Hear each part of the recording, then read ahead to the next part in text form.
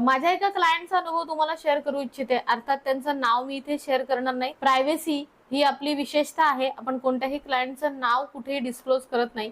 त्याच्यामुळे ह्या क्लायंटचा फक्त मी तुम्हाला अनुभव शेअर करणार आहे. एका IT कंपनीमध्ये कार्यरत असणारे पती पत्नी हे ब्लॅक मॅजिकमुळे त्रस्त होते आणि हे तंत्रबाधा केल्यानंतर दोघांचीही नोकरी एकाच वेळी कंपनीमधून गेली आणि हे दोघंही घरी बसले. IT कंपनीमध्ये असल्यामुळे ऑलरेडी लोन्स आणि सगळ्या आर्थिक सूत्र सुरू होती आणि त्याच्यामुळे अचानक आलेला हा ताण यांना असह्य झाला. ब्रह्मतेज या संस्थेकडे आल्यानंतर त्यांची प्रश्नकुंडली बघितल्यानंतर दोघांवरही तंत्रबाधा केल्याचं क्लिअर झालं आणि त्यानंतर ब्रह्मतेजनी सुचवलेल्या रेमेडीज केल्यानंतर पुढच्या 10 दिवसांच्या आतमध्ये त्यांच्यावरती जो खोटा आळ आला होता तंत्रबाधेमुळे, तो आळ लक्षात आला की ह्याच्यामध्ये या दोघांची चुकी नाहीये आणि 10 दिवसानंतर त्यांना कंपनीमधनं रिजॉईन होण्यासाठी पुन्हा फोन आला.